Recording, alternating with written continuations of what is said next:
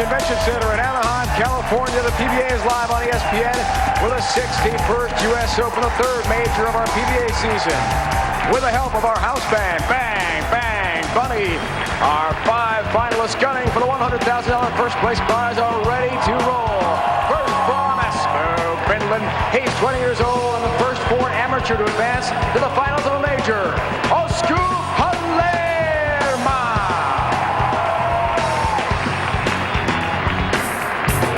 A two-time winner of the U.S. Open who looks to defend last year's crown. His resume includes 39 titles and 6 PBA Player of the Year awards. From Ocala, Florida, Walter Ray Williams Jr.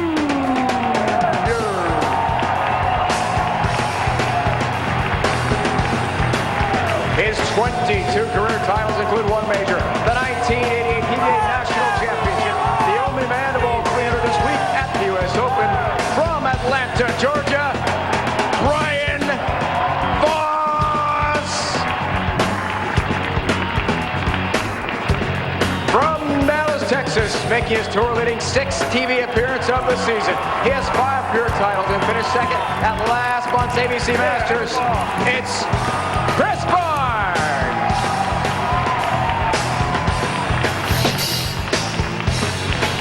PBA Hall of Famer, 6 career major victories, tied for 4th all-time, a 2-time U.S. Open champion from St. Anne, Missouri, near St. Louis, P.D.W. Pete Weber.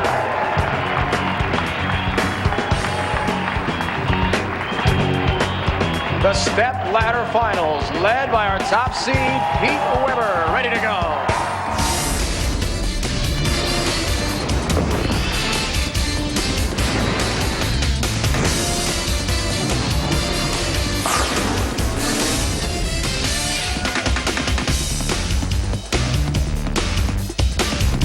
Presented by Jackson Hewitt Tax Service. It's the 61st U.S. Open. A big crowd, a rock and roll band, and the world's best bowlers all bidding for a major title. Dave Ryan, Randy Peterson. Randy, let's check those matchups.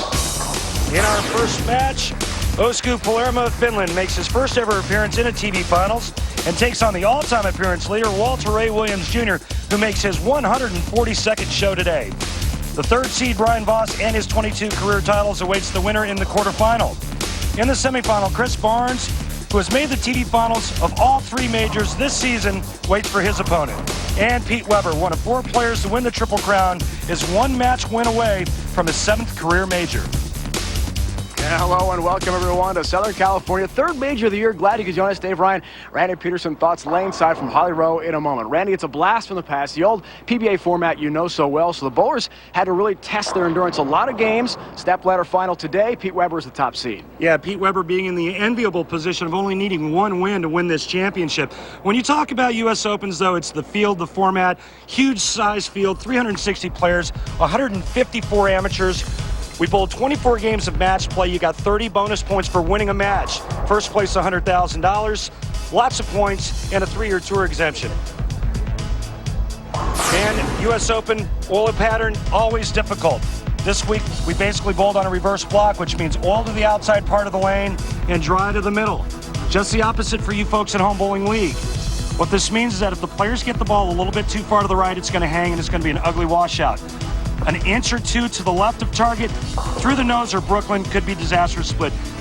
And Dave Ryan, for me, the theme this week, along with a lot of other players, was man against machine, oiling machine, that is. But these 5 guys today were able to manage their games, and when they found a consistent line to the pocket, they took advantage of that, shot after shot, game after game, and day after day. Very intriguing 5-man field, Randy. 4 bowling superstars, 3 Hall of Famers, and a player from Finland no one's ever heard of.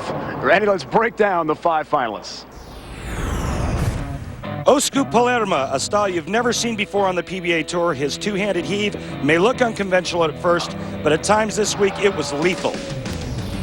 Walter Ray Williams Jr., you have to be accurate at a U.S. Open, and that's why Walter Ray prides himself at being the best at. He loves the tough knockdown, grind-out stuff. Brian Voss, when you bowl a U.S. Open, shot making is the theme, and nobody makes better shots than Voss, the Hall of Famer looking to win his first major since '88. Chris Barnes has made the show in all three majors this season. He finished second to Walter Ray a couple of weeks ago, using that as the impetus to win his first major. Pete Weber with 6 major victories to his credit. No surprise he's on the telecast today. His audacity and persistence is why he's a threat in every major. Talk about pressure on Osku Palermaa. He's 20 years old, from Finland. He's never been on TV before. He makes his debut against the Hall of Fame legend Walter Ray Williams Jr. with his 39 career titles in all those majors. So Palermaa with the unorthodox two-handed delivery against the legend Walter Ray Williams Jr. The first match from the 61st U.S. Open is next. ESPN's exclusive live coverage of the 61st U.S. Open presented by Jackson Hewitt Tax Service is brought to you by Uniroyal, the official tire of the PBA Tour. Uniroyal tire is trusted by American families since 1892. By the official candy bar of the PBA, Baby Ruth from Nestle, the real deal. And by Cambridge Credit Counseling. Log on to nodebt.com and find out how good it feels to be debt-free. Folks, it is gorgeous in Southern California this time of year, the Anaheim Convention Center. Just moments from Disneyland. Double points, $100,000 on the line, $350,000 total purse. There's pressure. How did these two bowlers get this far? Let's find out. Walter Ray Williams Jr. was in the top 5 all day Saturday, winning 5 of his 8 matches in the morning session. But in the position round, his best wasn't good enough. He lost to Brian Voss 230 to 212 and is the 4th seed today. Finnish amateur Osku Palermaa, with his unusual two-handed style, looked a bit bizarre, but put him in position to make the show. He bowled Brad Angelo for the final spot, emerging victorious. The 5th seed is with our Holly Rowe, lane side down below. Osku, many people are very intrigued by your two-handed bowling style. Where did you learn that? I learned from when I started, when I was 2 years old, so it's kind of stuck with me. It seems to have worked well for you this week. Are you nervous to bowl in this atmosphere in a foreign country? A little bit, but not too much. You said that you have to just worry about yourself, not about these other great bowlers you're bowling against. How will you stay focused? I don't know. Just take time. Okay, good luck. Guys. As simple as, I don't know, Holly. We'll find out. Folks, remember, he's 20 years old. He's only been in the United States a couple of times. He bowled in the ABC Masters 2 weeks ago in Reno. Has never been this far. And he's a deliberate bowler. Randy, we watched him last night at Fountain Valley here in Southern California. And between the strike ball and the spare ball, it takes a long time. We asked him last night, hey, there's a shot clock, you know. It's going to cost you some money if you keep taking so much time. We'll see how he adjusts on TV. First ever TV ball on a 7-pin for Osku Palermaa with a two-handed delivery.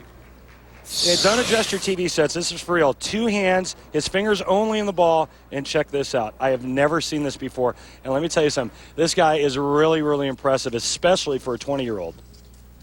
Watch how fast he throws the spare ball. Last night, it's a one-handed delivery, folks, by the way, with a spare ball. He just cranks it. Our cameras can barely follow how fast that ball's going down the lane at over 30 miles an hour. You thought Robert Smith was fast. This kid can really bring it. Gets that backswing up over his head and just lets it fly. How taken was Osku by his experience here? He was asking Brian Voss, Walter Ray Williams Jr., Pete Weber for their autographs at the beginning of the week, and now he's competing against Walter Ray. U.S. Open, the biggest event of our season to this point, and a good start for Walter Ray Williams Jr. bidding for his 2nd major of the season, leading us to the Baby Ruth Real Deal matchup, Randy. And a pretty tight comparison here with the exception of average, but look at this. Something that you don't see very often, especially from Walter Ray Williams Jr. Really low spare conversion percentage rate for him. But because of the lane conditions being so tough, that's why the percentage was so low. This guy here doesn't lose very often on television, 7-0. Absolutely red hot coming into this 61st U.S. Open presented by Jackson Hewitt Tax Service. And keep in mind, Walter Ray's season has been up and down, and mostly down in the first half. Carry is right, Walter Ray, and a double start for Walter Ray Williams Jr., who told us last night 32nd place after the first half of the year. He was baffled by his play. He sure was, but you know what? Ever since he won the first tournament of the second half of the season, it jump-started, ignited Walter Ray Williams Jr. We're used to seeing this from him. We saw it all of last year. They did bowl against each other yesterday in match play. Remember, 24 games. You bowled everybody once. The 24th game being position round. First TV strike to the career of Osku Palermaa from Espoo, Finland. When you want to throw revs and a big hook, don't put your thumb in it, because it's impossible to throw it straight. How many people, Randy, right now nationwide are thinking about trying this style? Everybody watching he the can show. do it. Everybody watching the show tomorrow will go and practice trying to throw it with two hands, including myself. It could cause a new national craze, not only in this country, but in Finland as well. The thumb will not go in. Keeps it out. Looks for his first ever TV double. Came in a little bit high, but gets a break late. 9-pin goes. Using two different bowling balls, trips the 4-9 and makes up for the solid 9 that he left in the first frame. One thing about not using your thumb when you're bowling on a tough lane condition is we all have a tendency to grab it with the thumb hole. Pinch that thumb hole at the bottom of the swing. Well, when your thumb's not in it, you can't pinch it.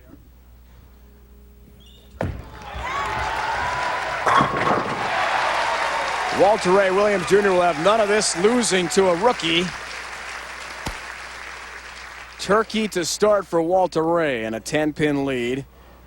In his wins, big numbers. Not so much the losses like he had against Palermo in the match play stat we showed. But, you know, the thing about it was that when he didn't win, he didn't shoot 140 and 150. That's what kept him in the tournament. Up 10, looking for a 20-pin lead and a four-bagger to start. Walter Ray Williams Jr. has it right in the pocket. 60 feet to success for the Hall of Famer. As tough as the lane conditions are, when you get 5 guys on a pair of lanes for a half an hour, you can wear out a spot on the lane to help get your ball to roll up into the pocket more consistently. Walter Ray playing outside second arrow. Osku is playing inside. Osku, as you mentioned with Holly, started bowling at 2 years old, and because at 2 it's hard to throw a bowling ball that far. That came in way high through the nose. And the 3-6 up for Palermo. Never adjusted from the style, although he is working on a one-handed delivery.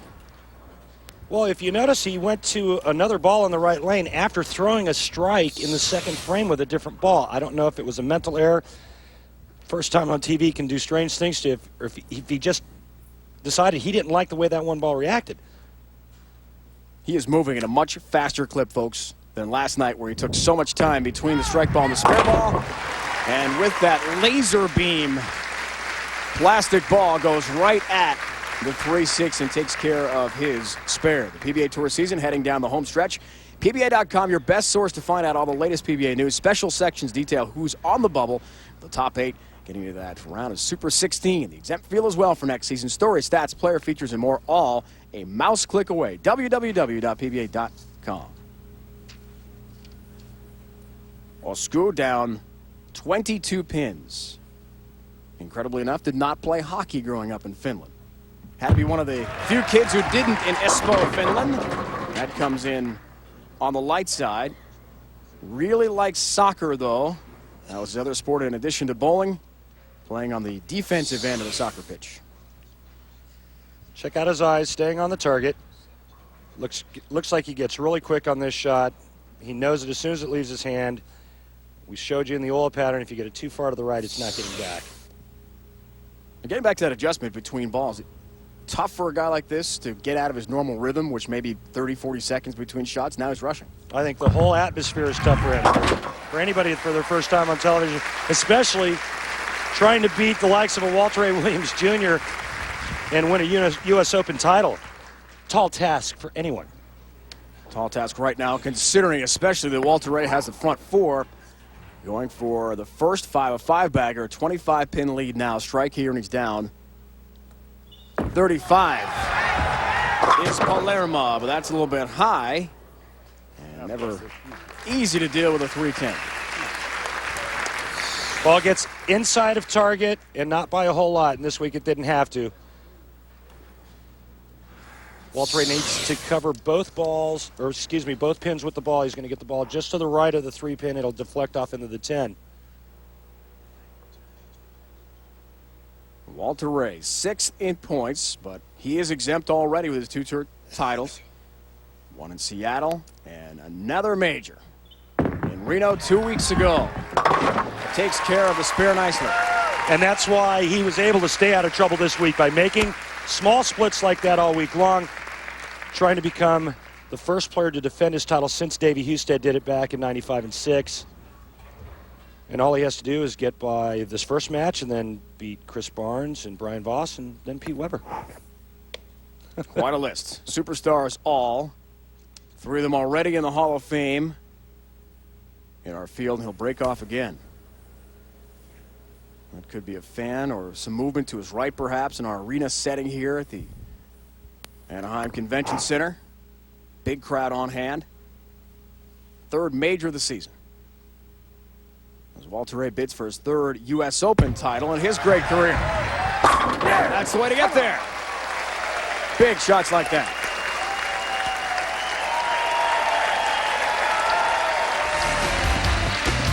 Been a very interesting 2003, 2004 for Walter Ray Williams Jr. We'll talk about that. Also conclude this exciting match. Will the rookie advance or the Hall of Famer to the next step? Our step ladder format. Last year's U.S. Open from Fountain Valley, California was a record-setting day for Walter Ray Williams Jr. Not only did he win his 2nd U.S. Open title, but in doing so became the first player to win $3 million in career earnings. In the championship match, Walter Ray beat Michael Haugen Jr., earning his 36th career PBA title and the $100,000 first place check. 2nd U.S. Open title a year ago for Walter Ray Williams Jr. He's won 2 as well. Pete Weber. Maybe 2 becomes 3. Chris Barnes in the foreground waiting as well. Pete is the #1 seed, so he's just got to win 1 match to take another major championship. It would be his 7th of his great career. He's clinched $50,000 in the runner-up prize already. He'd like a lot more, as would Osku Palermaa from Finland, who leads the 4. Staying with that blue ball on that right lane after he struck with the other ball. I'm not sure why, but he knows what he's doing. That's why he's down there and I'm up here. Osku has wrapped up $10,000 at least with the 5th place money. Should he lose this match, it's about 7,500 euros back home. It's a lot. Yeah. Finland has gone to euros. They used to be on the marka monetary system. Family back home is logged on right now on PBA.com. That's how they're watching the show. Mom Sointu, dad Timo, brother Tony, who's 17 years old and also has been bowling for 8 years, but he bowls with 1 hand only.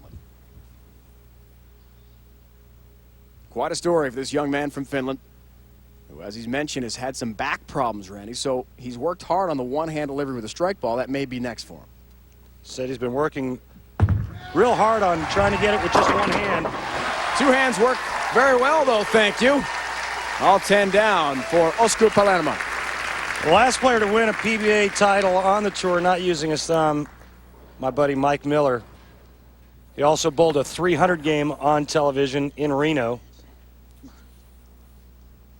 This 2-handed thing I've never seen before. Looks pretty awesome.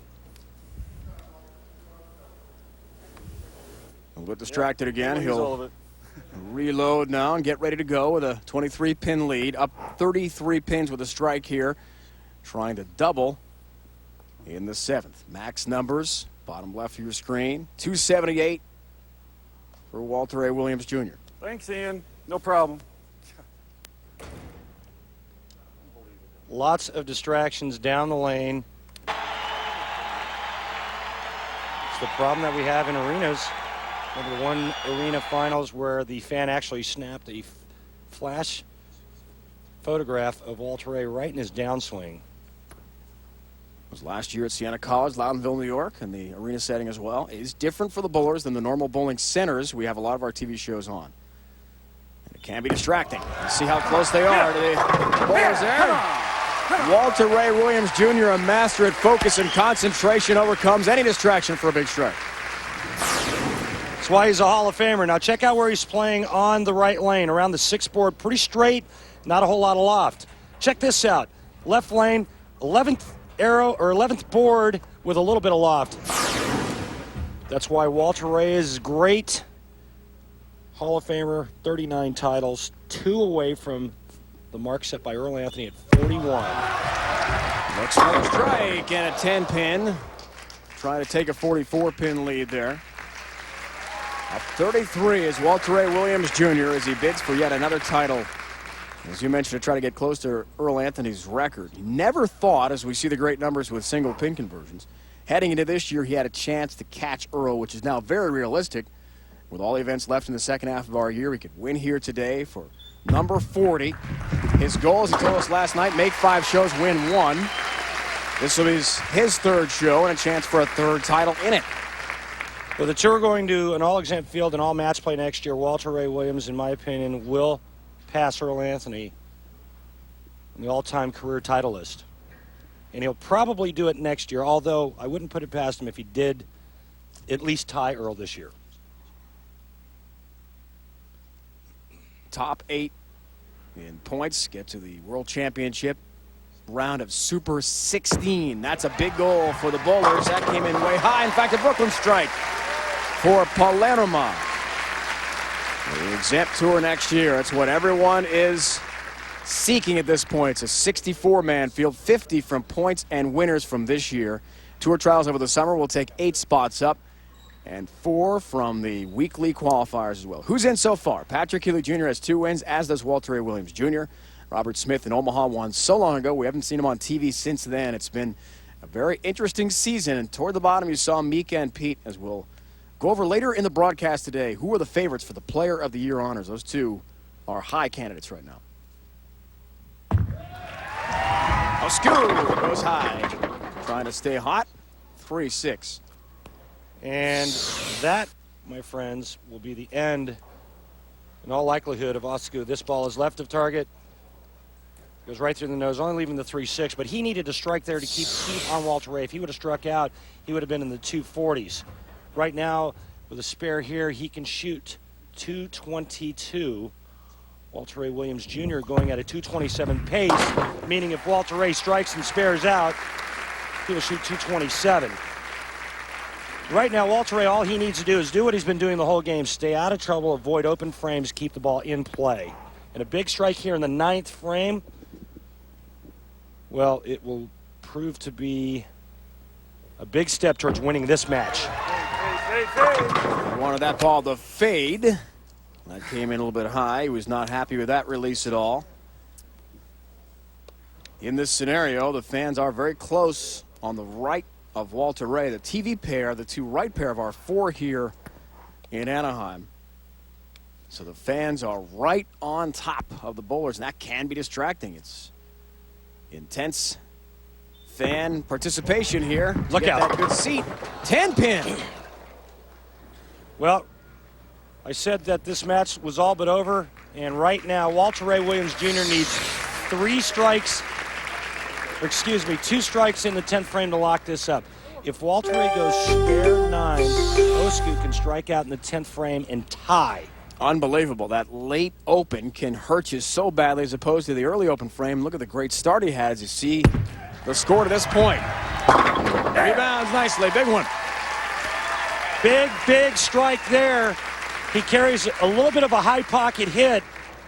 Right now, all he needs is a spare to win this. A strike and it's over. Any kind of spare will do. Anything less, Osku Palermaa still has a chance.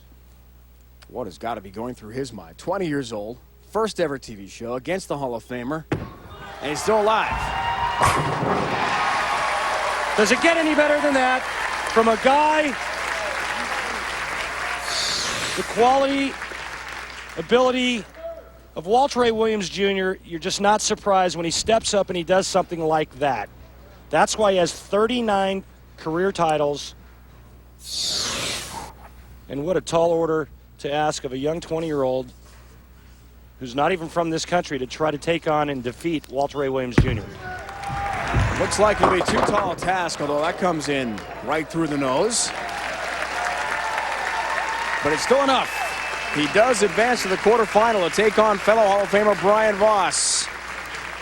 And the head-to-head matchups 3 and 4 against BV. Pretty good average. What a week it has been for Osku Palermaa, who tomorrow returns to Europe. He told us last night, regardless of the result today, he was heading back home. Brian Voss is waiting, getting himself focused. That ball high. Doesn't leave the big four, but close to it. Osku has got to enlist in the Finnish Army. That'll have to happen before he pursues a full-time career on the PBA Tour. He's only 20 years old. Watch how hard this one is. He's going to really wing it. Oh, yikes, with a loft. That's about 52 kilometers an hour, 31 miles an hour. All week, Osku was filing reports for a local newspaper back home in Espoo, Finland, via email. He's got to report one more time on what happened. And he lost to Walter Ray Williams Jr., but what a run it was. 228 to 198. So Walter Ray looks for his second major of the year. He's to the quarterfinal against Brian Voss. It's been a rough year for the Hall of Famer Parker Bohm III. Can he rebound and try to make exempt tour status for next year? We'll find out. Holly Rowe has a word with Parker when we return. One of the big questions this year on tour, in addition to the exempt tour status, who wins Player of the Year honors? Let's take a look. Maybe it's Walter Ray Williams Jr., maybe it's Pete Weber. We start with Major Mika, the big Finn, Mika Kovunemi Randy, who had a good start to the year. The fall swing made several TV shows, but then started winning events, beginning with Windsor Locks. Dave, the players vote for Player of the Year honors, and the main ingredients we look at is consistency and wins week in and week out, and Mika is that guy. He won on pattern E, which he loves, won on pattern B, which doesn't suit his game at all. 300 in Windsor Locks and Roots and winning. He's at the top of the list. Titles in Windsor Locks in Reno, and his roommate Patrick Healy Jr. has been very consistent in match play this year. It all got going for him with his first win of the season on Long Island, and the roll didn't stop Randy, as you know, at the TOC in Connecticut not long after that. And it took Patrick Healy a couple of weeks to get acclimated to new equipment. Since then, he had 3 top 8s in a row before winning in Long Island. He followed that up by beating me at the Tournament of Champions for his first major win. But for him to win this award, he needs to win 2 more events or the season-ending World Championship. Randy's someone who knows a lot about Player of the Year honors, Walter Ray Williams Jr. He's won 6 in his great Hall of Fame career. What an amazing story. First half of the season, no TV shows, no wins. Now he's won 2 times in the first 4 weeks. Second half of the year, all starting in miraculous fashion against Lonnie Walchuk. Just when you thought Deadeye was dead and buried, he wins to start the second half of the season. 2 weeks later, captures the Masters. He's been a model of consistency his entire career. With a win today, awfully tough not to vote for him. You ask who the vote should be with PDW, he says himself. He's confident he has just an incredible season, consistent with the points, and he has a victory as well. And told me last night he thinks this is the best year he's ever had on the PBA Tour. The most gifted player ever to throw a bowling ball, surpassed his Hall of Fame father in every statistical category, and the Player of the Year honor is his holy grail. With a win today, he'll be #1 on the list for Player of the Year honors. Won his 30th title in incredible fashion when Duluth's left the 10-pin in Medford, Oregon this year. Well, we're talking about Player of the Year honors. 2-time Player of the Year, Parker Bohm, joins us now. Parker, we talk about the season and how the format has changed. You find yourself in the Hall of Fame, a 2-time Player of the Year, but maybe not going to be on tour next year because of the new format. How do you approach that? Well, you know, Holly, since 1989, I've been in the top 16 in the points every year. This year I find myself outside of the top 50 looking in. But there's still a long season to go. I've been working on some things. Obviously had a small back problem here. We've overcome that. But there's still 5 weeks left, and to be honest with you, for all the Parker Bohm fans, I will get to the top 50. It's just a matter of time. Well, we see Walter Ray Williams, for example. He had a tough part of the season, the first half. The second half, he's turned it around. What do you have to do to turn it around? Just got to figure out how to adapt my game to the patterns that we're bowling on this season. I've been working on some things, trying to change my role just a little bit to adapt to it a little bit better. And I think I'm getting close. It's just a matter of time before Parker Bone breaks loose. All right, thanks very much for joining us, Dave. Back to you. So, Holly, you heard it. A little guarantee from Parker Bone III. He will make the top 50. We shall see with just so few events remaining. Brian Voss knows a thing or two about winning major championships and Player of the Year honors. He's done each of those. Another one of our legends in a stacked field of 5 superstars going for a major championship. BB Brian Voss from Atlanta, Georgia, with all the emotion, is back on TV. Walter Ray Williams Jr. stands in his way. Stepladder format. Old school PBA.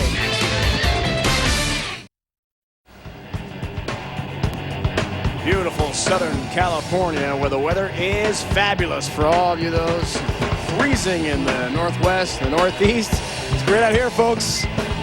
And inside, things are hot too. Our house band, Bang Bang Bunny, continuing the party atmosphere. Rock and roll bowling going on. Brian Voss, another interesting ride here to the TV show. How did he get this far? Let's find out. A focused Brian Voss was around the top of the leaderboard all week. He averaged 235 in his wins while mowing through the field. In the position match last night, BV made the elusive 7-10 split, sending the crowd into a frenzy and propelling him to victory over Walter Ray Williams Jr. He's now with Holly Rowe laneside.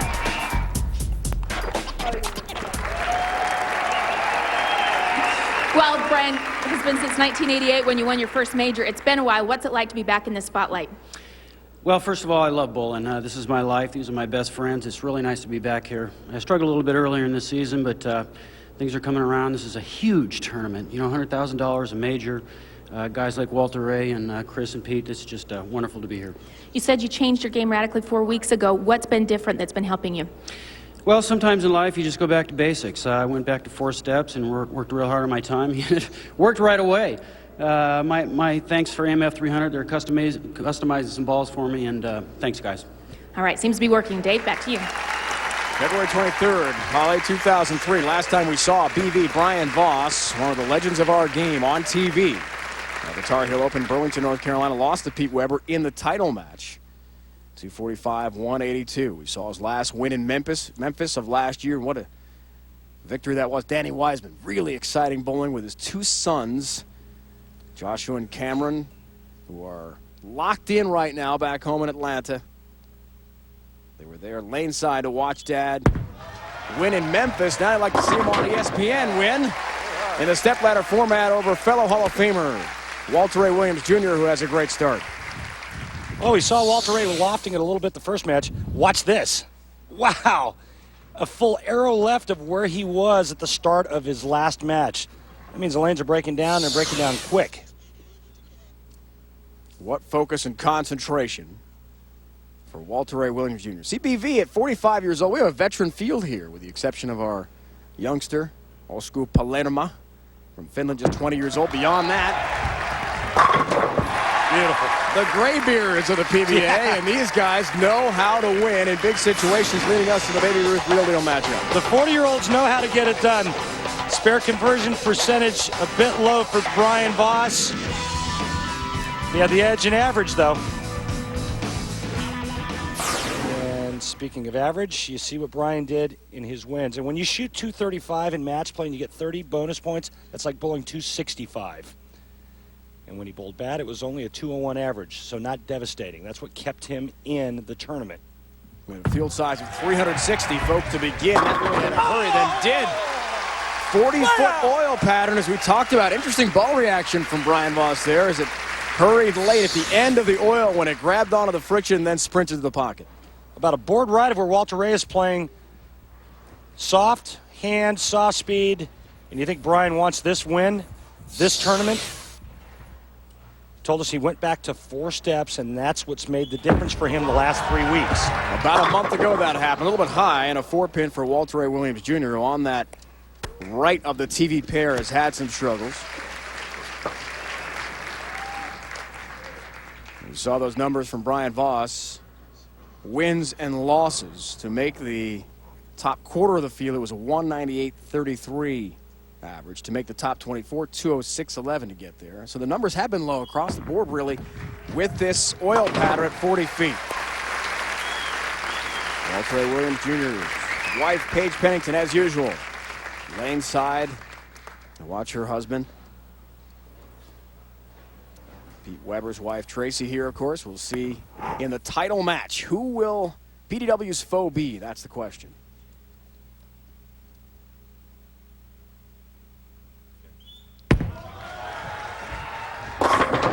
Oh! Late help on number 10. Down she goes. Catches the leaner.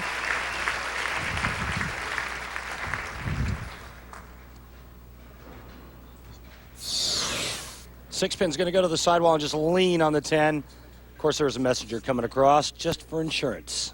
Think Walter Ray wanted that hit? Oh, yeah. Still early, but he doesn't want to get down by too much early on in the match. Brian Voss, perfect through 2 frames. Walter Ray Williams Jr., strike, spare strike. Looking for the turkey ball. Great field of bowlers we've had as we talked about the legend status of many, including Brian Voss, who's trying to get back in the winner's circle and win another major. Look at all the championships, and the average age is brought way down by our 20-year-old from Finland. And if you talk to our players on TV today, they're going to tell you the reason why we have what we have today is because of the old format. More games bowled, the cream rises to the top, especially under this type of pressure and bowling on this type of lane condition. 4 weeks ago, went to the 4-step delivery, did Brian Voss. Desperate to change something, and look out. That comes in right through the old schnoz. A high shot, leaving 4. Difficult spare to pick up. Ball looks like it's left of target. Cuts right through the heart, leaving the 3, 4, 6, 7. He's got to get the ball over into this area here. Throw the 3-pin into the 4-7. The ball will take out the 6. How devastating can opens be in a major, in a big match like this? Look out. Get some luck. No. Leaves 3. Now he's got a rebound. Big time open frame because of the fact that he lost count and it's an open frame. This match is now all even. Just like that. And Voss had strikes in the first 3 frames. 2 or 3 for fellow legend Walter Ray Williams Jr. Really in for a treat here today, folks. Stacked field. 4 of our 5 bowlers are absolute superstars of the sport. And again, that comes in high. Again, on the second of the TV pair that has really baffled Walter Ray. I watched Walter Ray in practice after his first match. He got to throw some shots on the right lane, and he looked completely lost. This one cuts right through the heart, leaving the 4, 6, 7. And Walter Ray gives that big opening right back to Brian Voss.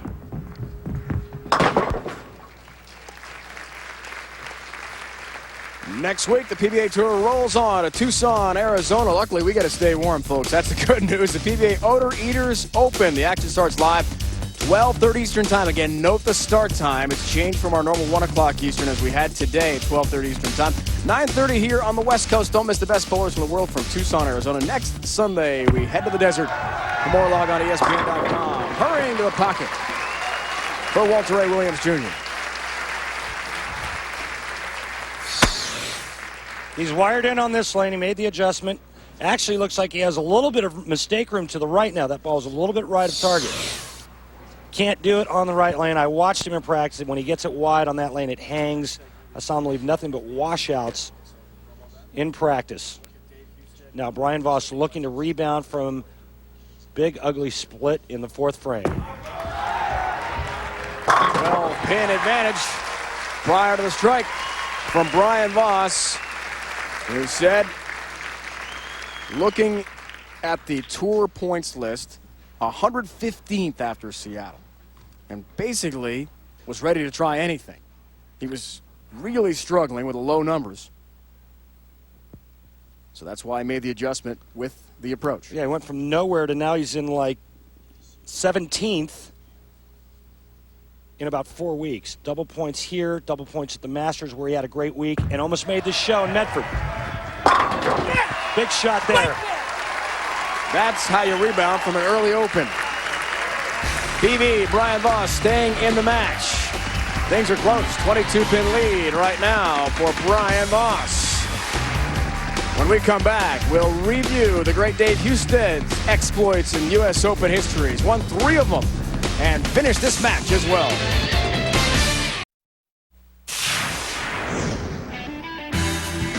In 1982 at the U.S. Open in Houston, Texas, Dave Husted qualified 4th for the telecast and would average over 250 pins through 4 TV matches to capture the title.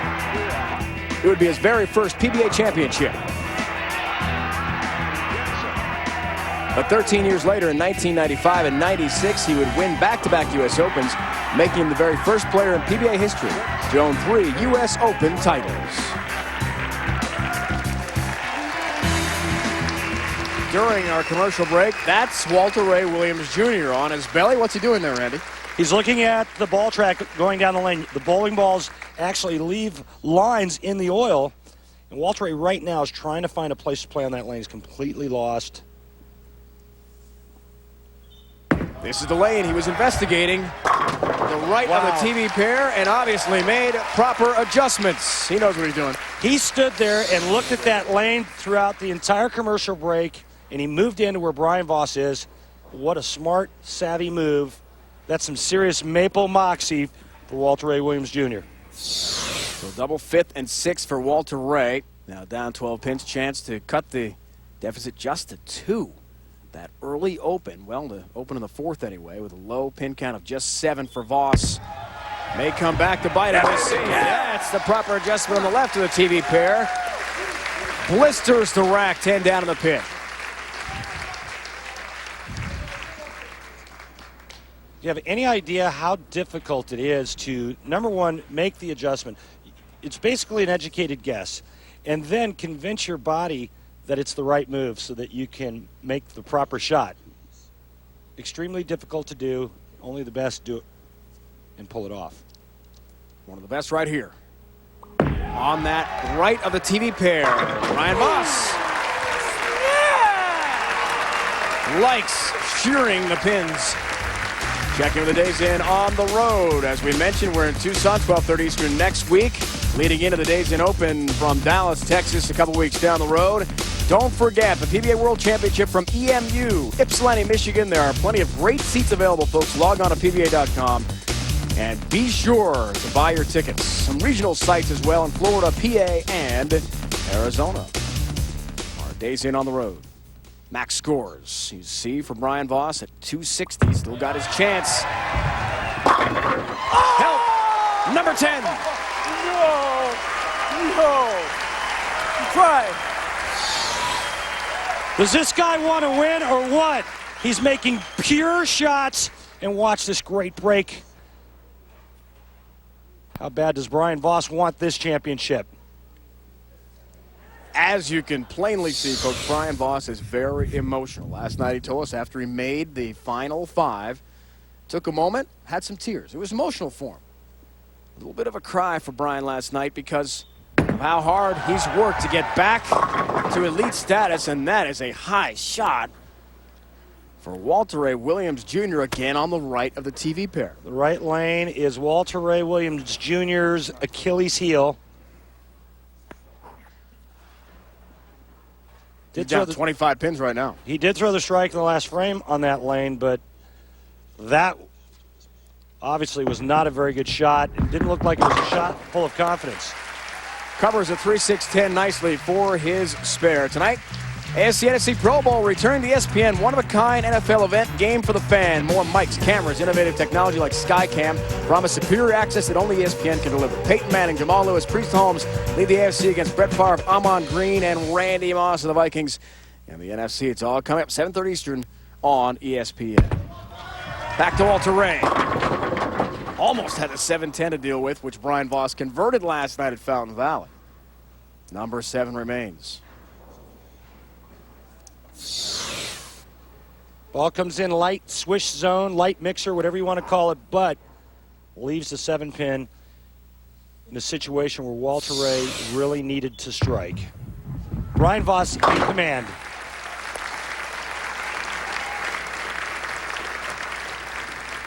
Two sons are watching closely back home. Josh, 11, Cameron is 10 years old in Atlanta. They were following Dad every shot, frame by frame, on the internet on PBA.com, on the webcast. Last night. It's a little bit tight. And that's his best Austin Powers impersonation. You see the number 7 of 8 strikes. He has been red hot here. Josh and Cameron were lane side, as we talked about early in the broadcast, for that incredible win in Memphis last fall. In the fall of 2002, last season. It's been close to making 3 shows, but it's been a struggle for him.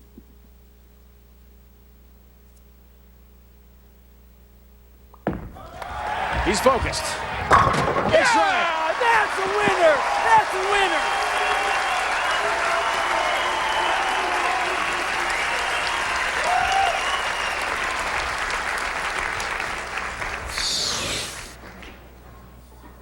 Absolutely perfect in the 9th frame that wraps up the match. Watch the whole crowd. Just needs 5 pins here, Randy. It'll shut out Walter Ray Williams Jr. Advance on to the next round. There she is. Another strike for BV. Brian Voss is through to take on Chris Barnes. Last night, Brian Voss told us that after the tournament in Seattle, his bowling life was on the line with 9 weeks to go. A lot of soul searching. He basically had no feel, no nothing. He went back to basics, back to 4 steps, which is what he used on tour for 14 years, and all of a sudden found some timing. Well, fast track to the end for Walter Ray Williams Jr. The late open for him in the foundation was just a killer. A lack of pin count anyway for Walter Ray. And the open he had in the 4th. Each had opens in the 4th.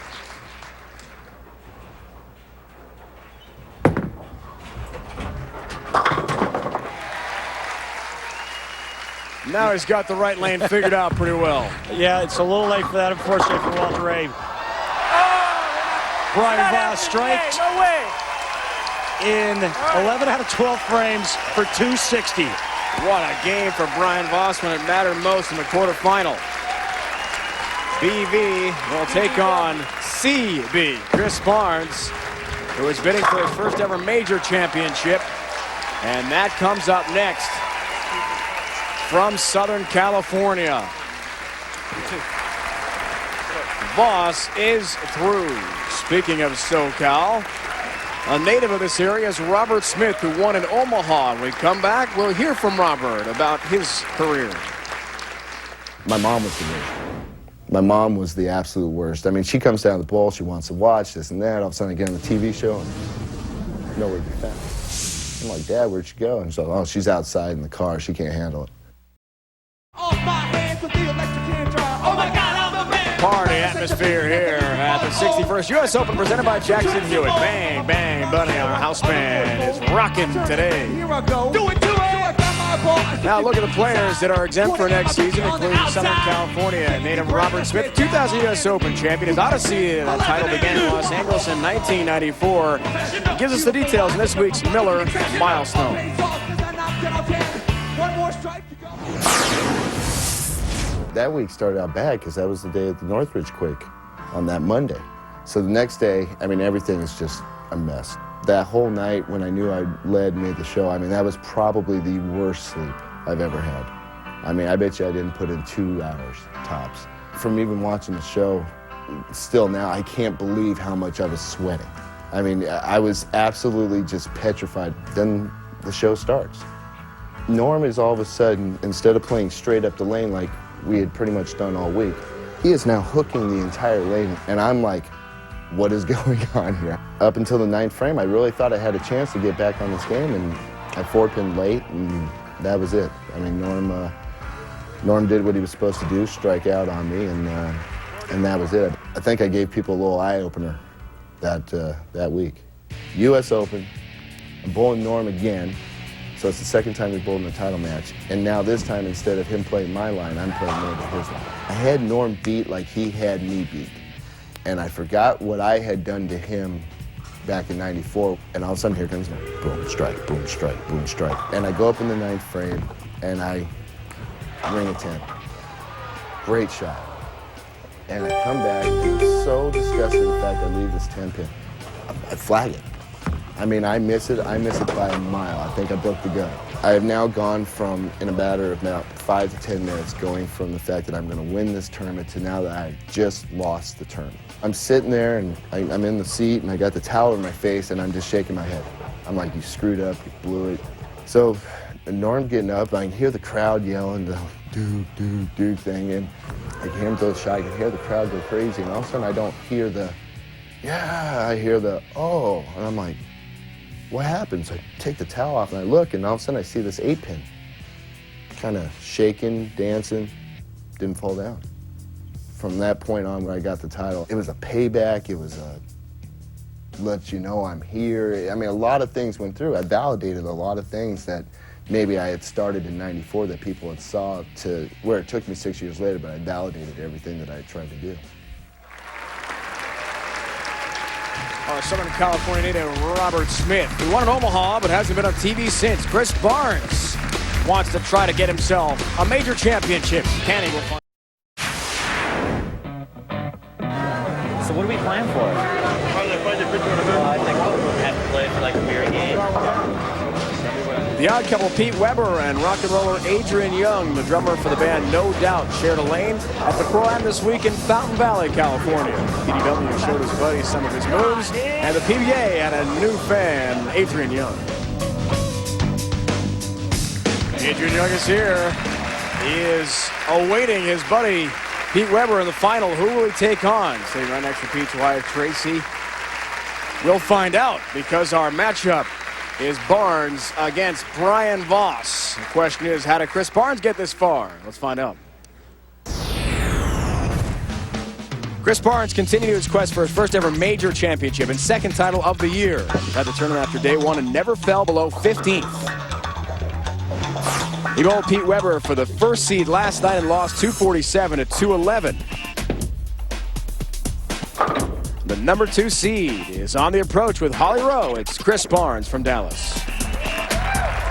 Chris, in the earlier match, we saw Walter Way Williams Jr. really struggle on this right lane. You had some problems in warm-up. How do you attack it? Well, it's tighter down lane, but it hooks more in the front, so it's tougher for everyone. I thought about using 2 different balls. I think I'm going to use the same one. Just got to make better shots on that lane than on the other one. All right, we'll see how it works out. Thanks. Dave? Holly, great arena record as we saw there for Chris Barnes. Almost hard to believe, Randy, the two have never met on television before. Chris Barnes and Brian Voss. Head-to-head on TV, first time ever, and it comes in a huge setting at the U.S. Open. Talk about red hot in the quarters. Brian Voss's shot to the pocket looked unbeatable. Let's see if it holds up for another game. With all the emotion and focus, we'll see. Right in the pocket again. He pures that ball. Great start for Voss. The ageless form of Brian Voss. He's been doing that throughout his entire career. The thing that I like most about what he does is how balanced he is at the foul line. Now it's Chris Barnes, who has a lot of questions to answer, folks, today. 4-pin for Chris. We saw the arena record, the fact that he's made the TV show in all 3 major events now. The TOC in Connecticut, the ABC Masters in Reno, and now here in Southern California. But in the majors, boys, he struggled on TV. How can he advance to the next level? Well, that's a good question. Skims the 4-pin. Start. That's a big sigh of relief leading into our Baby Ruth Real Deal matchup. Yeah, and if he'd have whiffed that spare conversion percentage would have gone down. Pretty tight here, Voss, a slight advantage in average. And remember that the spare conversion percentage includes splits.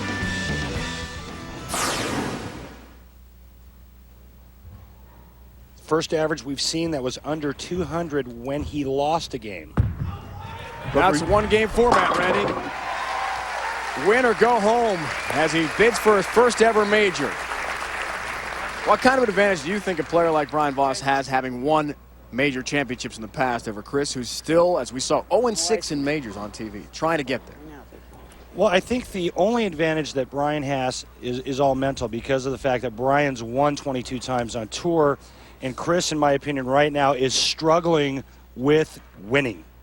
The one thing that he's not doing in his career. He's done everything else. He makes shows. He beats everybody, for the entire week until TV day. That's on TV for Voss. Look out the right of the TV pair, which has been the bugaboo lane.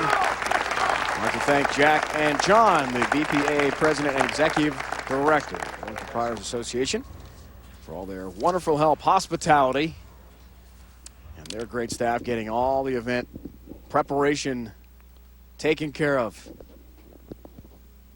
There's so many people to thank who do unbelievable jobs between the two centers in Fountain Valley where you competed, and here at our arena final setting at the Anaheim Convention Center. Fountain Bowl's been around a long time. I actually bowled there when I was a junior bowler, when I was a member of the Greater LA Junior All-Stars. That's right, you're a SoCal native as well, now living in Florida. Let's go look at the oil right in the ball there. See how the balls respond. That's the response PV wants. Strikes in the third. It'll be interesting to see what happens when he comes back to the right lane, whether or not it was a bad shot or whether or not he has to make a big adjustment. But one thing's for certain, the left lane seems to be the better of the two lanes. That's the lane that's held up the best. The players have had most success on that left lane.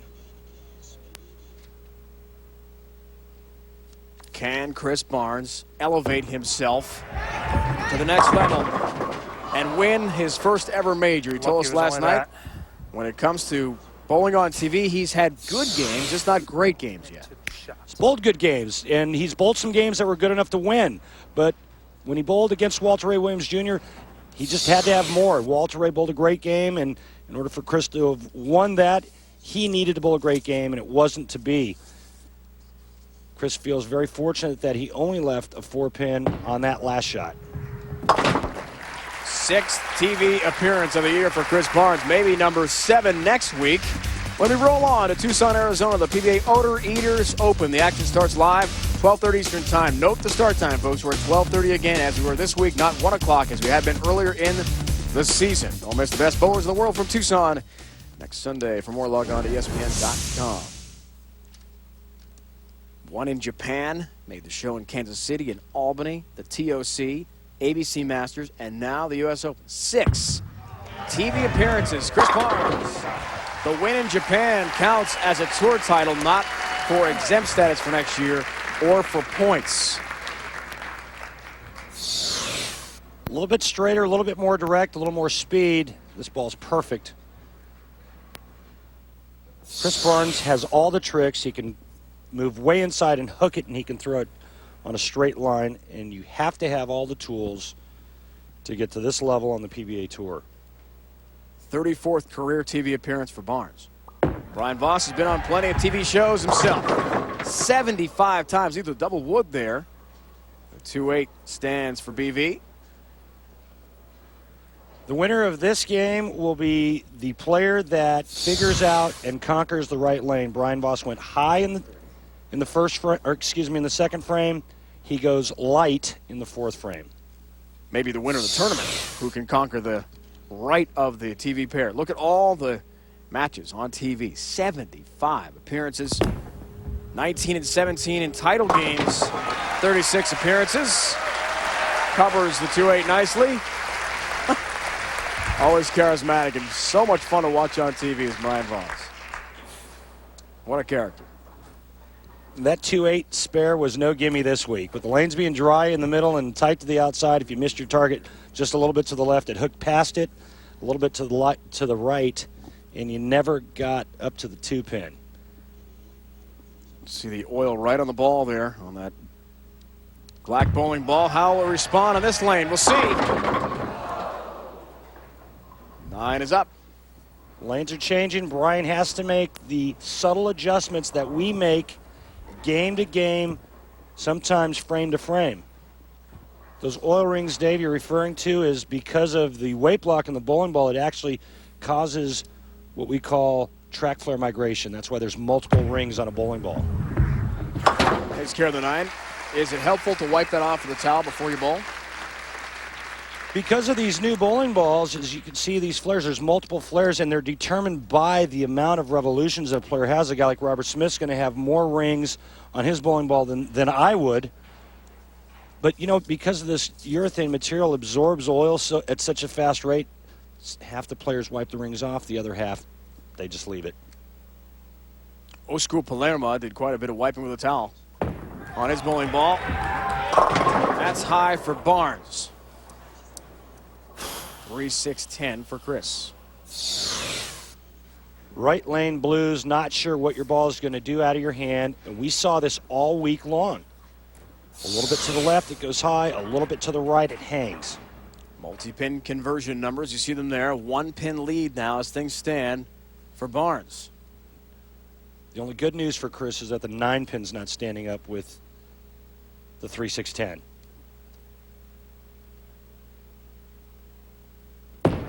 Little help. Little help. Doesn't get the help he'd asked for. Open frame, Chris Barnes. That could be very devastating to his quest for a first ever major. What happened? Missed left.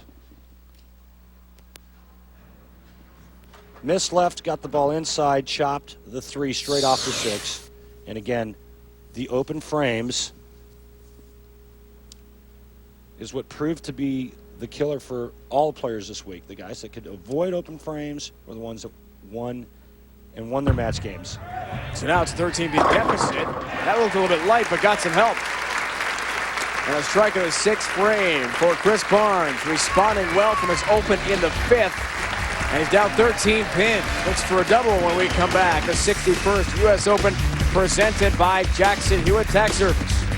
Trouble for Barnes on the right of the TV pair. Voss looking good.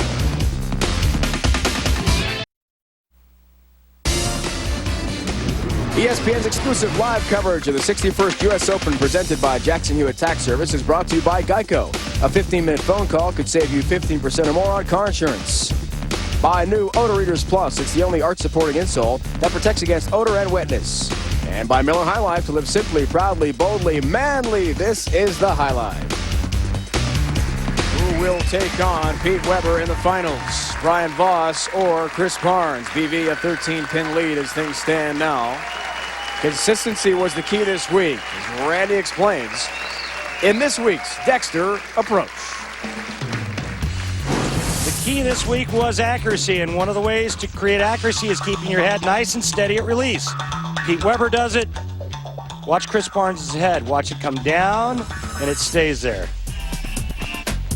And nobody does it better than Brian Voss. Watch how steady this is. You could put a plate of food on top of his head. But probably the best player of all time, has the most head movement of any player I've ever seen, yet is the most accurate, which leads me to believe that Walter Ray Williams Jr. has the best hand-eye coordination I've ever seen. Can't argue with Deadeye success. Getting to another show, but defeated by Brian Voss. 6th frame now. BV up 13. Trying to close out Chris Barnes and deny Barnes' quest for a first ever major championship.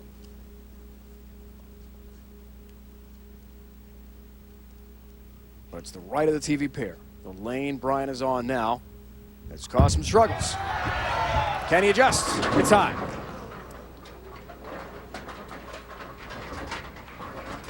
Light, high, light, high, light, high. You got to ask yourself, well, what adjustment should we make, or what adjustment should I make? And folks at home are watching going, wow, these guys are pros. Why can't they make an adjustment? And sometimes it's just not that easy.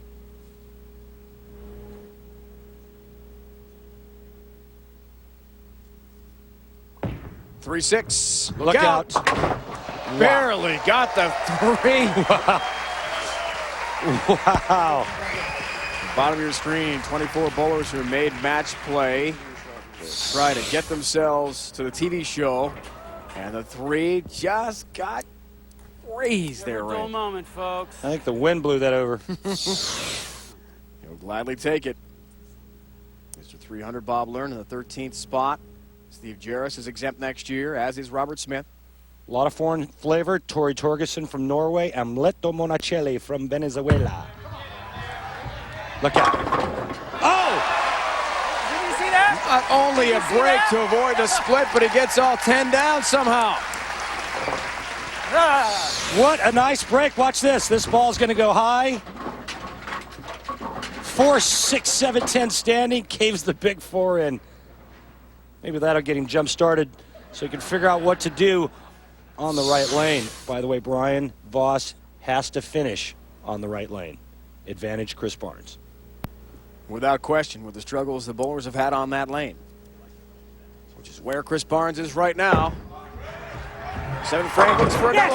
10 down for Chris Barnes. He's down by one single pin. He can go up with a strike here. Tonight, the AFC NFC Pro Bowl returns to the ESPN, a one-of-a-kind NFL event, a game for the fan. More mics, cameras, innovative technology like Skycam promise superior access that only ESPN can deliver. Peyton Manning, Jamal Lewis, Priest Holmes for the AFC, Brett Favre, Avon Green, Randy Moss, and the Vikes from the NFC. It's all coming up as our Sunday night NFL countdown. Coverage starts at 6. Speaking of Randy Moss, we were throwing the football yesterday in the parking lot of the bowling center. You look like you could probably throw and complete a couple passes to Randy Moss. Not a bad arm yourself, partner. Chris Barnes, high it goes, and a difficult split to deal with here. And that was Chris Barnes' good lane. He can't believe it. He struck every time on the left lane, and this time he gets half. On a double, a chance to take a big lead. And he Greek churches. How do you go about it? Take the 3 to the right and leave up the 4-7. That's all you really can do there. The 6, 9, 10 stay up on the right side of the Greek church. Depending on what Brian Voss does, this could be the end of Chris Barnes. When you see him pull out of the shot immediately and go down like that, he knows that he needs some help. It was the same type of shot that cost him the title at the ABC Masters. 7th frame of that title match, he pulled one left and left a big split against Walter Ray Williams Jr. 8th frame looks for a double. Big shot from Voss. They all go down. 30-pin lead for BV. And Brian Voss just jumped all over that big opening that Chris Barnes let him have. Watch this. This ball's perfect. He figured out the right lane. And how about that reaction? Brian Voss knows now, one strike here in the 9th frame, it's all but over. Foundation frame looks for the turkey ball here. And in essence, shutting down Chris Barnes. Big shot right here.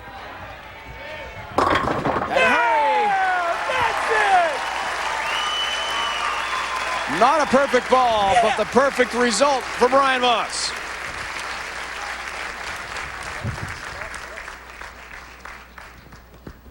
Brian Voss is going to be in the 2 teens with a mark in the 10th frame. The best Chris Barnes can shoot is 197, and that shot right there all but locked it up for Brian Voss. 40-pin lead. Barnes would hope to have his wife Linda fly in this morning, but remember we're at 9:30 West Coast time start, and they couldn't arrange a flight early enough for Linda to make it.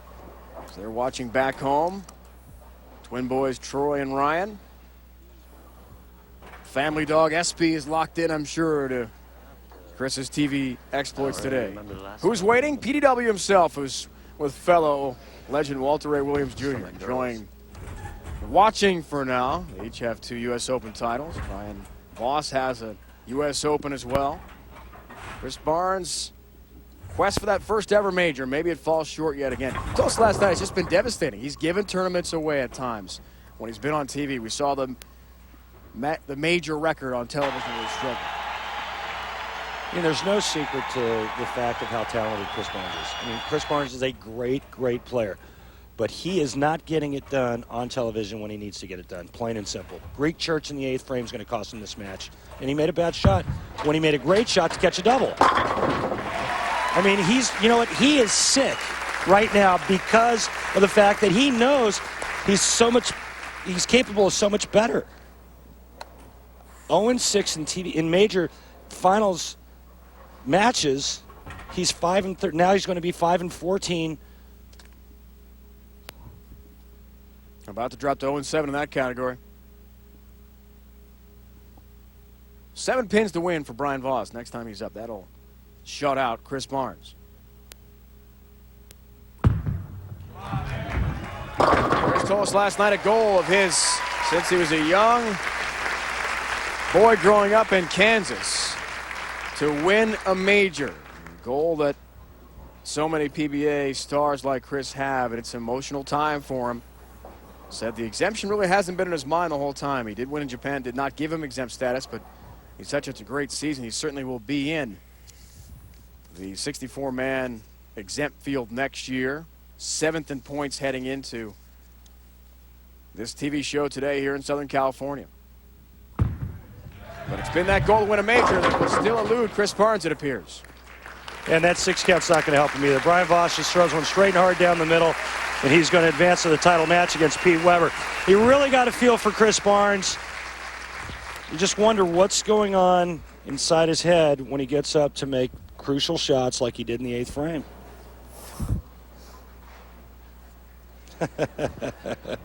A confident PDW is more than ready. Well, competitive fire is always burned with him. Right really? Down the middle there.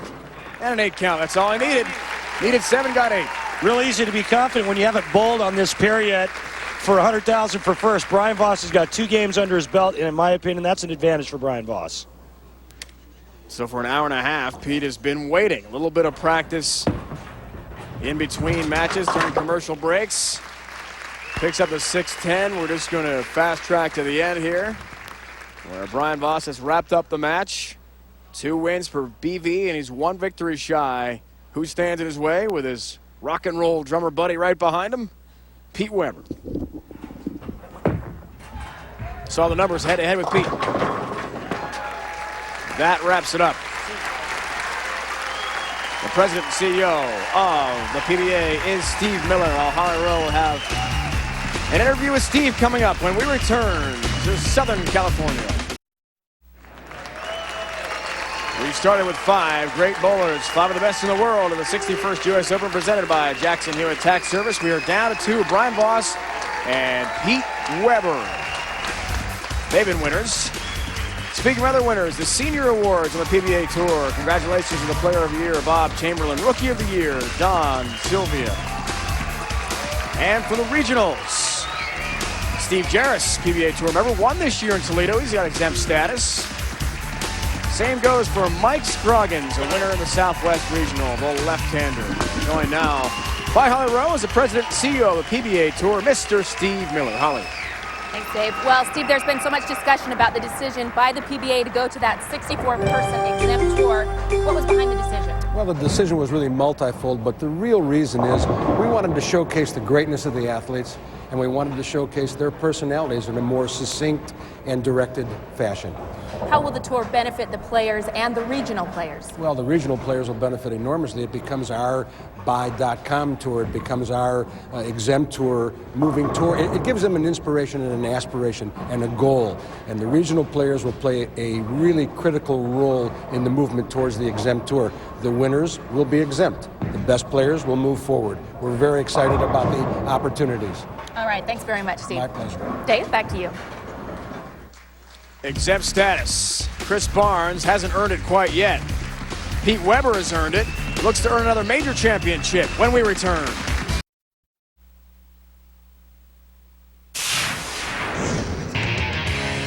At the 1991 U.S. Open from Woodland Bowl in Indianapolis, Pete Weber would start and end the championship match with a spare. But he would bookend those spares with nothing but strikes. Throwing an eventual 289 against hometown crowd favorite Mark Thayer. But what happened during the trophy presentation is what most people will never forget. It would be one of the most famous or infamous moments in PBA history involving PDW. Absolutely priceless reaction on the face of Pete Weber. Very special guest, Michael Lister of Jackson Hewitt Tax Services, now joined by Holly Rowe.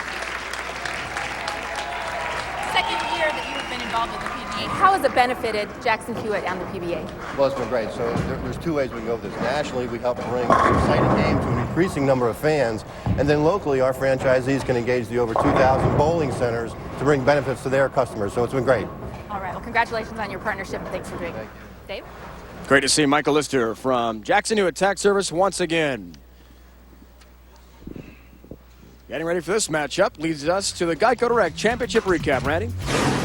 Thanks, Dave. Early in the first match, it was Walter Ray Williams Jr. defeating Osku Palermaa by the score of 228-198. Walter Ray doubles in the 10th to shut out Osku. Then in our quarterfinal match, BV Brian Voss defeating Walter Ray by the score of 260-214. Brian Voss throws 11 out of 12 strikes.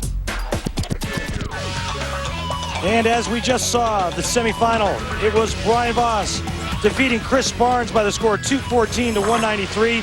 Chris Barnes splits in the 8th frame to open the door for Brian, setting up a great championship match for the 61st PBA U.S. Open title. That's our Geico Direct Championship recap. Pete Weber has won 6 major championships. As the #1 seed, can he continue the trend?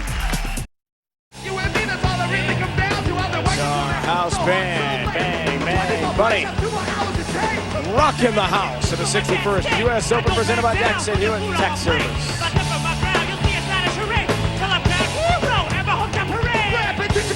Brian Voss, 4-1 is Pete Weber against BB. How did PW get here? Let's find out. Pete Weber's run through the field began in the 50th spot after day 1, and he improved his standing after every round. His climb continued in the position round, where he blew out Chris Barnes last night in Fountain Valley. Along with his opponent in the finals today at the U.S. Open, he's joined now by Holly Rowe. Brian, how have the 2 games you've bowled so far, how will they help you in this final? Well, it's always nice to win a couple of matches. Lanes are changing real quick. I tell you what, Pete and I are great friends, but when we step up here, we don't like each other, and that's just the way it is. All right, we'll look out for that. Pete, you have had to be patient throughout the week. You said that's been one of your keys. How have you been patient here so far, waiting to bowl in the final? I haven't done nothing real special. I just kind of watched them bowl a little bit, see where they were playing the lanes, and got a little bit of a read. So, like Brian said, we don't like each other right now. Let's get it on. All right. Dave, I'm out of here. Good idea, Holly. Clear out. You never know. Fists could be flying any moment. Classic moment. Folks, they are good friends. That was tongue-in-cheek there. Don't worry. Pete, 2nd place behind last year's Rookie of the Year in the points, the March to the World Championship, trying to get to that round of Super 16. Top 8 get there at the season-ending World Championship in Michigan. So here we go, folks. 61st U.S. Open. Major title on the line. 2 Hall of Famers go head-to-head. You couldn't ask for a better scenario. It just seems like we've seen this a number of times. Brian Voss going up against Pete Weber.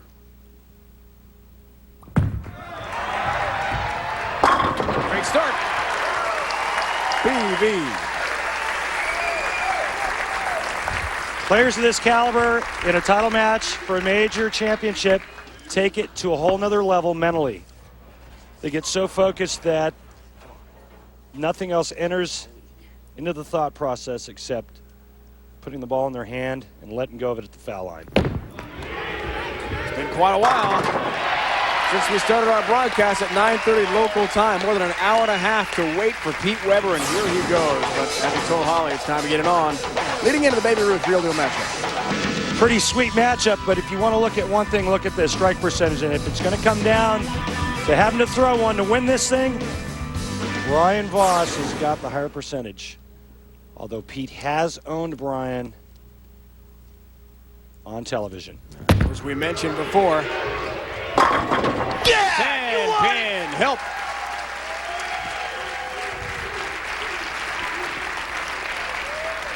Pete slaps his hand so hard he loses one of his rings. You think Pete's fired up? Nice break here. 6 goes to the sidewall, cuts the 10 out. Weber gets on top of Voss early with a big double. Wears a couple bracelets too, the magnetic type, to help ease the pain, fatigue in his hands, especially his wrist. Back to Brian Voss. All down again for Brian Voss from Atlanta. Take your shirt off. Let's go out in the backyard and let's get the gloves on and let's just see who the last guy standing is, because that's what you're going to have right now is a slugfest between Voss and Weber. Light zone carries it all even after 2. The emotions run high here, folks. This is a big tournament from Brian Voss. We mentioned the first half of the year was grasping at any idea he could muster.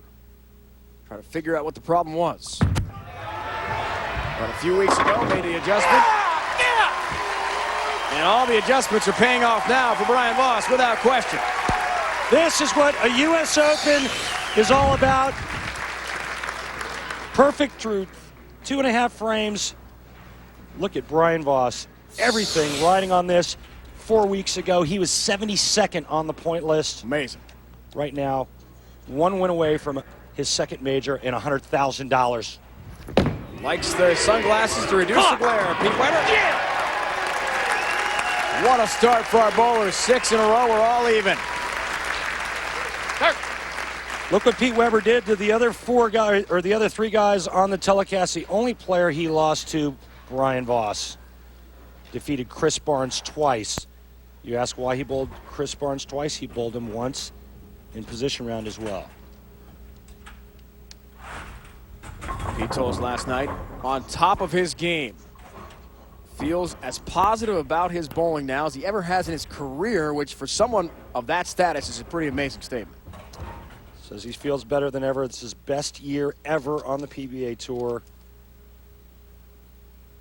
Focus, determination is what's got him here to this point. Come on! Yeah! Urges the ball to turn back to the pocket. Stays perfect. Front 4 for Weber.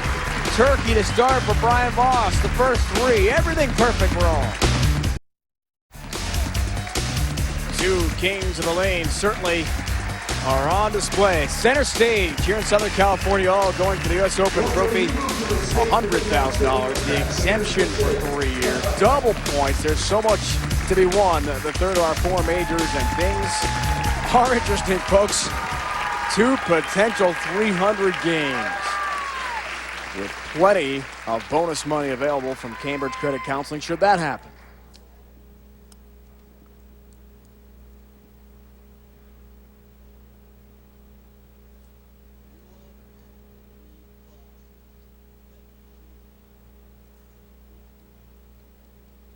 Huge crowd.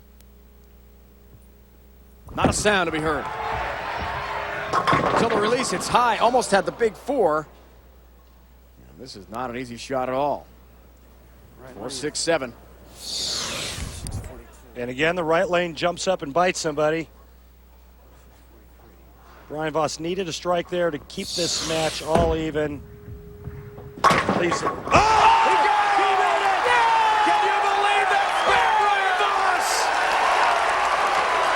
The 7-10 last night, and now this one. What I'm talking about. 4, 6, 7. They all go down. Incredible. How about this for your rock and roll shot?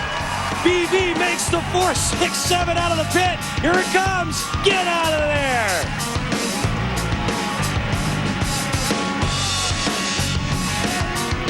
Certainly worthy of the inaugural tire rock and roll. Brian Voss, who last night sent the crowd a fountain bowl, had the 7-10 against Walter A. Williams Jr. That was unbelievable to watch. We had great crowds. And the final qualifying rounds, position play. 7-10, can you believe it? Think I can get that? Oh my God.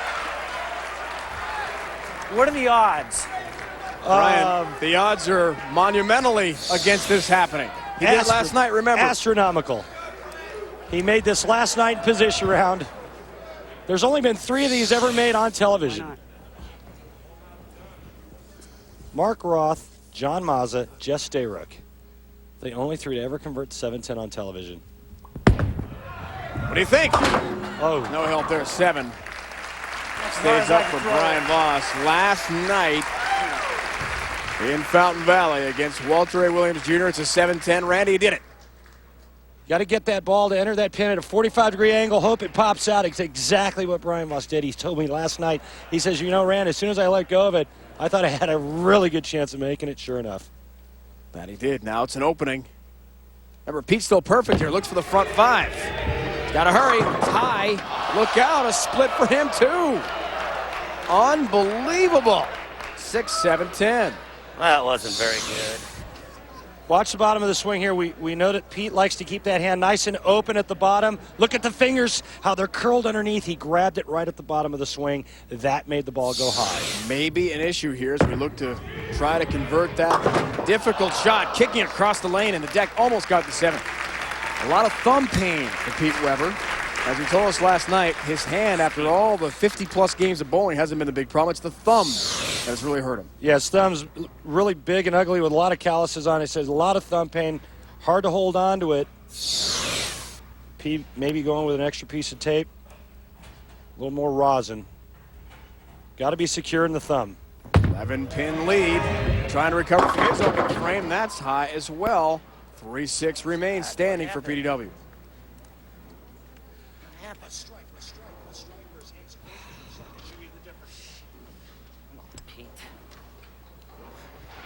What a start for each bowler here, folks. First 3 for Voss, front 4 for Pete Weber. But now some struggles. Takes care of the 3-6, but barely. And rebounds from his open to the 5th with a mark. Brian Voss finds himself only 11 pins down after the circus show in the 5th and 6th frame. PD lets go of this one, and he goes, oh, no, I just chopped it. Woo! Sigh of relief, he'll take that as he barely ekes out the 3-6. Brian has to wait for a fan. Time, that's all right. A fan who is coming back to their seats. Right. Hey, you gotta love it. He's having fun with the moment. He is a showman above all. Money leaders this year. Pete Weber's got a chance to really jack up that number with $100,000 on the line. Right to the top of the list. Big shot, Brian Voss. Not bothered by the fan taking their seat so late before the delivery. Big time shot. Brian Voss, a good 10, 12 boards left of where he started in his first match against Walter Ray Williams Jr. He's making the adjustments. And right now, Brian Voss can cut the lead to 1 pin with a strike in the 7th frame. Just give me a good shot here.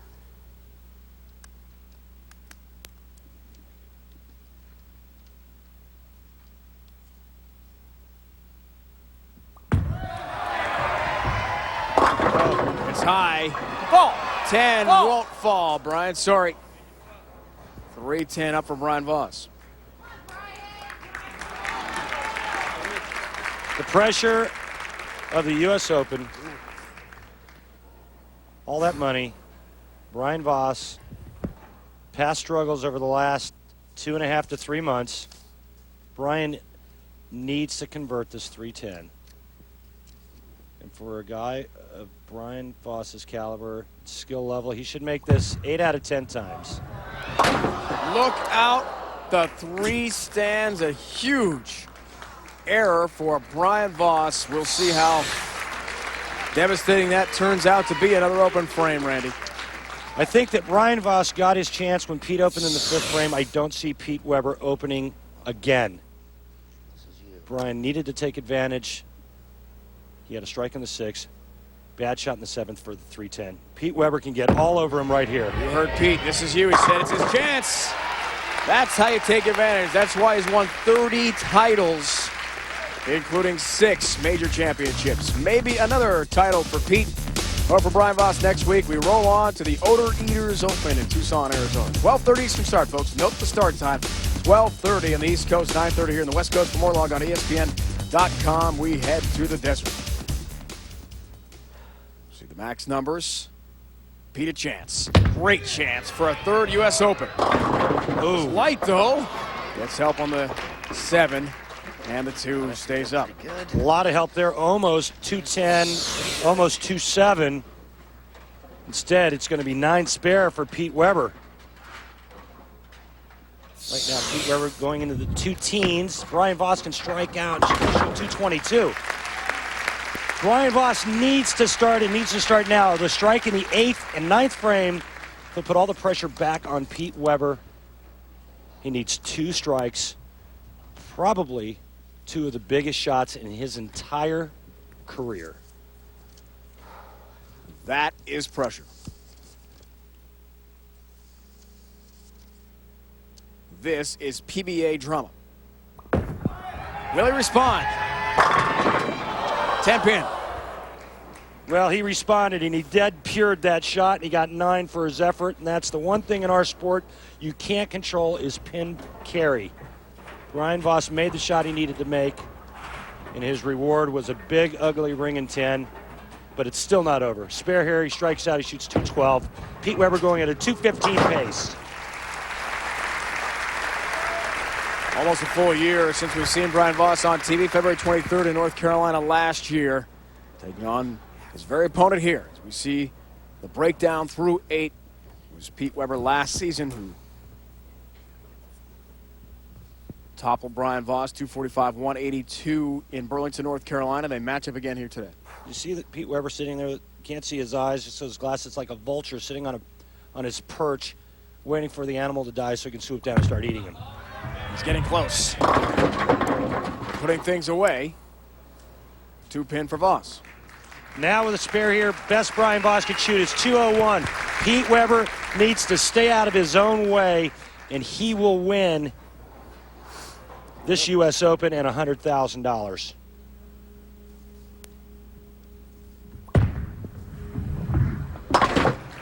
What did Pete say to us last night, Randy? We asked him, who would you vote for Player of the Year? Well, he's got the 1 title in Medford. He said, I'd vote for me because he's been so consistent from start to finish with points.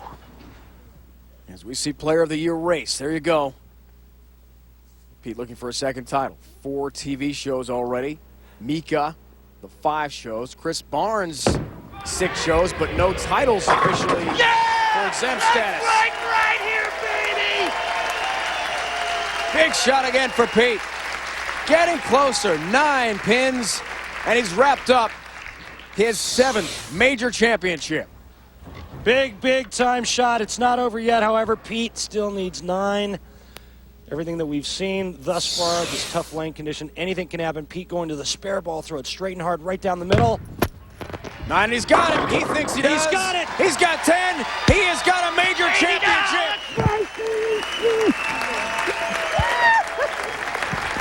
Right on, brother, right on! Yeah! That's right! This was my tournament! Mine!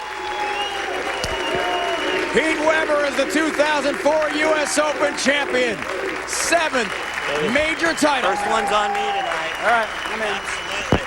And he's buying. With $100,000, 3-year exemption. Tracy, his wife, can barely watch. Thank you. Right here, baby. Storm number 1, right there. That's right. Storm.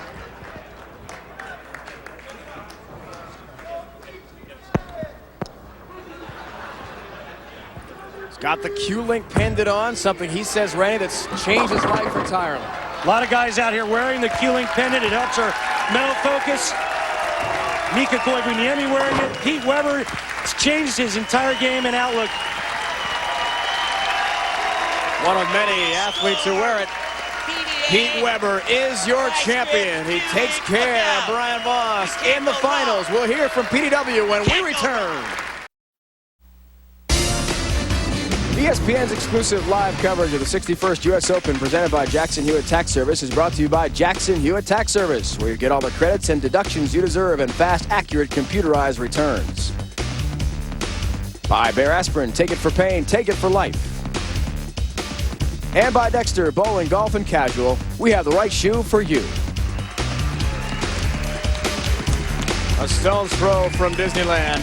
$100,000 richer. The king of the lane, Pete Weber, with his 31st career title, along with his wife Tracy. Lane level now with our Holly Road. Well, guys, he promised that he's not going to break the trophy this year.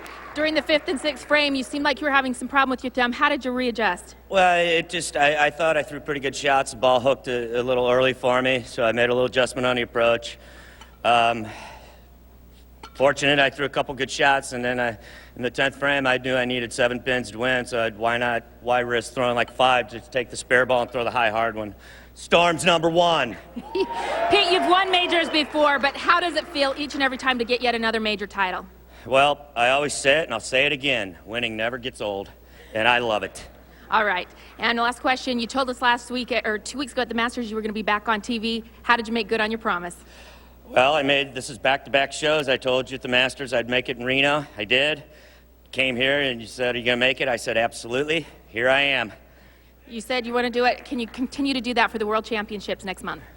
Well, I don't think I have to worry about the qualifying rounds for that now. I think I'm pretty much set for the top 8 and being exempt, so I'll worry about that when the time comes. And thank you, Jackson Hewitt, for sponsoring this. It's a great tournament. You're a great sponsor. Thank you very much. And thank you, Pete. Back to you, Dave. And Pete Weber, Holly, is a great champion, along with wife Tracy, enjoying the moment. 3-year exemption. Player of the Year, he says he is the top candidate. Randy, is he now? Absolutely, without a doubt. The one thing that Pete Weber has not won in his illustrious career, and he wants it. The ultimate king of the lane. We saw Walter A. Williams Jr., Chris Barnes, Brian Voss, all trying to take on the number 1 seed. And as our president and CEO, Steve Miller, congratulating an unbelievable week. He is the man, Randy, without question this week. Absolutely. Pete Weber did what he had to do. He stepped up to the plate and threw the shots he needed to throw to win this. Did he ever? Congratulations again to PDW. Pete Weber wins his 7th career major, overcoming some heavyweights like Walter A. Williams Jr. and BB Brian Voss. Be sure to join us next week for the PBA Odor Eaters Open for Tucson, Arizona. This has been a presentation of ESPN, the worldwide leader in sports. For more, log on to ESPN.com. EA Sports NFL matchup is coming up next. For the entire crew, my partner Randy Peterson and Holly Rowe. It's